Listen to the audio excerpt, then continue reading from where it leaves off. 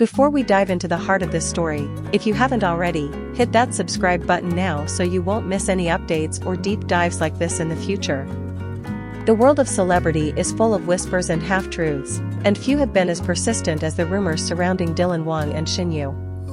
A recent press conference, hosted in concert with Shen Yue's agency, sparked fresh speculation, controversy, and intense public scrutiny. But beyond the headlines, what is the real reason behind that event? What truths lie behind the spectacle? Today, we peel back the layers. The moment the press conference was announced, fans and media alike braced for revelation. A shared podium, coordinated statements, barely subtle postures, the setup seemed too orchestrated to be spontaneous. Yet the content delivered was guarded, vague affirmations, careful denials, and an insistence on professionalism. Why go through the performance at all, if there were no deeper intentions? To understand that, we must start by revisiting the relationship between Wang and Shen Yue. Their pairing in the hit drama Meteor Garden in 2018 established them not just as co-stars, but as a duo whose on-screen chemistry set social media ablaze. Over time, fans nurtured a narrative that beyond fiction, a real bond had grown.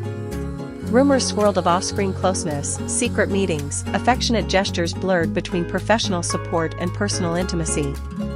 Their joint public appearances, backstage interactions, and social media posts all fed into that narrative.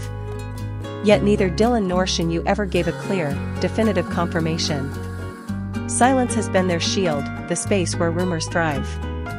Ambiguity becomes a tool, not to lie, but to control what is shared and what is withheld. And in the celebrity ecosystem, what is withheld often becomes more powerful than what is revealed. So when the press conference was arranged, it carried more weight than its content. It was a statement not just of fact, but of control. It told the public, we will frame this conversation. We will choose the narrative.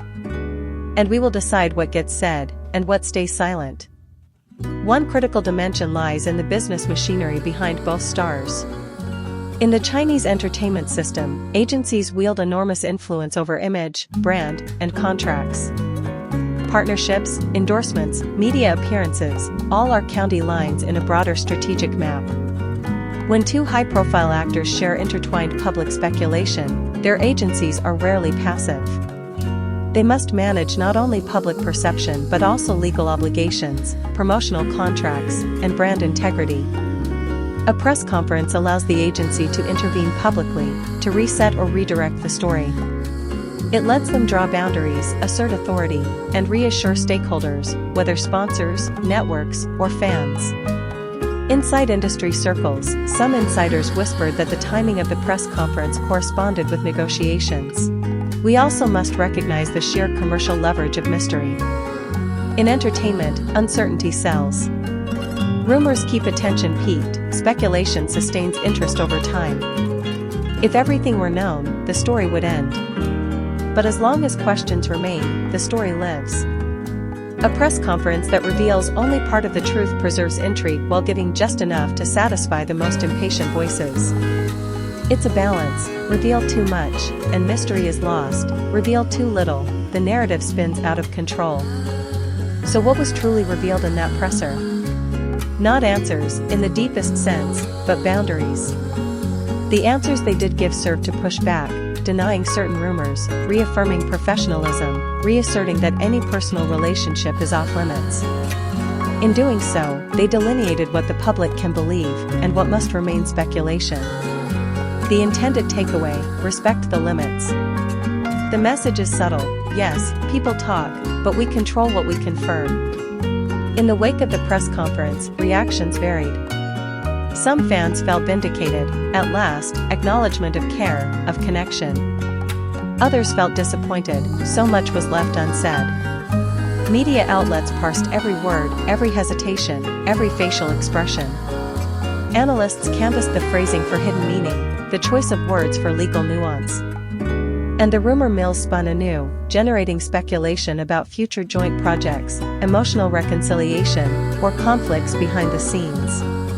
But here is the core truth: the press conference was never about delivering a full, unvarnished account. It was about narrative management. It was about saying just enough so that silence itself becomes meaningful.